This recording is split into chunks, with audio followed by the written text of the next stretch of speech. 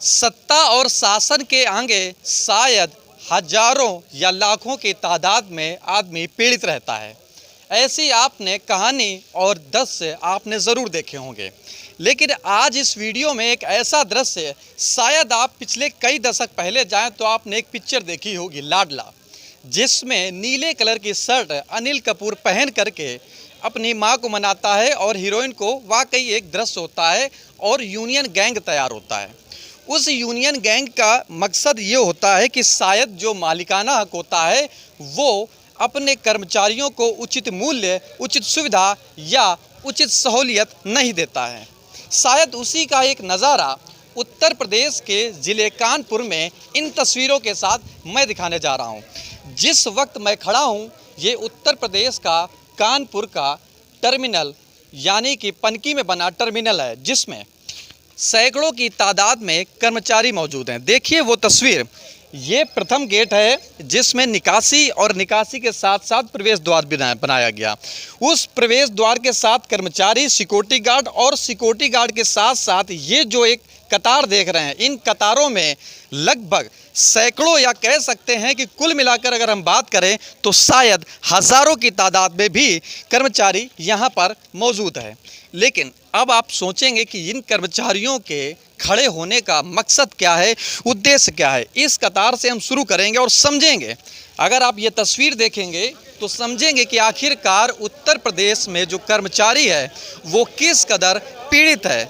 जब 2022 में बीजेपी की सरकार बन गई, सत्ता पर सरकार काबिज हो गई, लेकिन शायद मजदूरों की पीड़ा अभी भी वहीं बरकरार है। उस बरकरारियत के साथ साथ तस्वीरें अपने आप पे बोलती हैं और लोगों की ज़बान अपने आप बोलती है। कई मजदूर हैं, अगर आप इनके चेहरे देखेंगे शायद ये चेहरे ही बता देंगे कुछ ना कुछ ऐसा ज़रूर हो रहा कि जिसके बाद इन्होंने अपना इकट्ठा होना शुरू किया और अपनी बात बताना शुरू किया। सबसे पहले इनसे बात करेंगे। क्या नाम क्या है आपका, क्या समस्या है, इतने लोग मौजूद हैं, क्या कारण है? मेरा नाम भाईलाल सर है, मैं ड्राइवर चालक हूँ।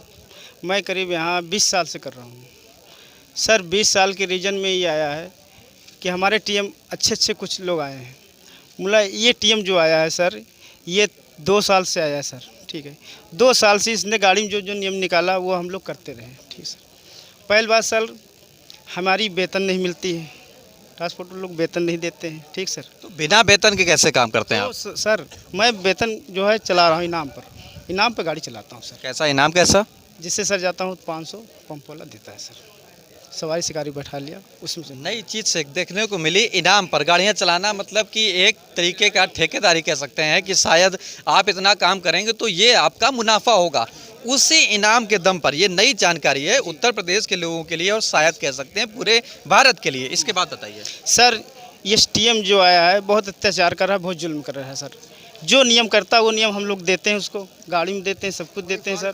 वो जो लेकिन इनके 1-1 लाख रुपए तनख्वाह पाते, कुर्सी में बैठे टोरे रहते हैं। अच्छा ये बताइए, पूरी इन लगभग सैकड़ों लोग हैं यहाँ पर, मेन समस्या क्या है जो सबसे ज़्यादा पीड़ित करती है लोगों को? समस्या ये है कि मतलब जो है यहाँ से लगा के वहाँ से हम लोग जो है सुबह 4 बजे से आ जाए। तो ये तस्वीरें निकल कर आई। शायद ये तस्वीरें भारत के कोने कोने में या यूं कहें कि उत्तर प्रदेश के कोने कोने में गूंजेंगे इसलिए कि शायद ये चेहरे, ये कर्मचारी भारत के हर कोने में कोई ना कोई कर्मचारी काम ज़रूर करता है, लेकिन शायद कुर्सी पर बैठा अधिकारी या मालिकाना हक इन चाहतों को, इनकी उम्मीदों को शायद अपने पैरों तले रौंदता है।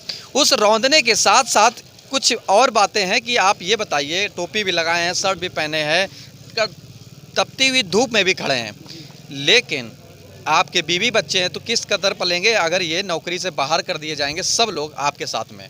तो सर इसी धूप में आ जाएंगे, बच्चे भी फुटपाथ पे आ जाएंगे सर। तो श्री प्रधानमंत्री मोदी जी, प्रधानमंत्री योगी जी से हमारा ही निवेदन है कि हमारा न्याय किया जाए सर। मेरे साथ अत्याचार जो हो रहा है, अत्याचार दूर किया जाए सर। तो मोदी जी से आप उम्मीद करते हैं, मोदी जी को अभी सरकार बनी है हाल ही में योगी जी की उत्तर प्रदेश में, तो अब क्या कहना चाहेंगे योगी जी से अगर यहाँ पर सुनवाई नहीं होती है उसके बाद में? सर यहाँ पर तो मेरी सुनवाई नहीं हो रही, इसीलिए योगी जी से मैं अनुरोध कर रहा हूँ कि हमारी सुनवाई स्वीकार करें, जल्दी जल्दी पूरी करें सर। स्टार्ट करें। योगी जी से उम्मीद थी हम लोगों को कि जो योगी जी ने बोला था कि जो एक लिमिटेड फैक्ट्रियां हैं उनमें कर्मचारियों के वेतन 6 से 650 तक दिया जाए कंपनी से, वो भी तो वो कुछ नहीं मिल रहा। हम लोग एकदम ज्वलनशील पदार्थ लेके चलते हैं, इसमें इंडोजमेंट और दुनिया का सब कुछ हमारा यहाँ लगता है जैसे सरकारी नौकरी कर रहे हो। तो इसलिए हम लोगों ने योगी जी को अब की बार फिर दोबारा चुना था कि ये शायद हम लोगों का भविष्य कहीं से देख ले, हमारे बच्चों का कहीं से कुछ उपदार हो जाए, मगर कोई करने वाला नहीं है यहाँ। सुनिए योगी जी, शायद इस पीड़ित की आवाज़ आपके अधिकारियों के कानों के सहारे आप तक पहुँचे, तो समझने की कोशिश कीजिए कि जो शायद 600 या 700 रुपये इन मजदूरों के बताने के अनुसार जो बताया जा रहा कि वो सैलरी दी जानी चाहिए, लेकिन इस इंडियन ऑयल में जो उत्तर प्रदेश का कानपुर और कानपुर के पनकी में बना इंडियन ऑयल है, यहाँ पर मजदूरों के साथ जो शोषण हो रहा है, उनकी तस्वीरों को छिपाया जा रहा है, उनकी बातों को दबाया जा रहा है और उनके अरमानों को रौंदा जा रहा है इन अधिकारियों के सहारे, या यूं कहें कि उन सत्ताधारी लोगों के सहारे जो शायद इस पूरे संचालन को अपने द्वारा प्रसारित कर रहे हैं। इस वीडियो में इतना ही बताने का उद्देश्य था, शायद ये वो तस्वीर है कि हर व्यक्ति अपनी बात नहीं बताना चाहता या नहीं बता पाता, लेकिन कुछ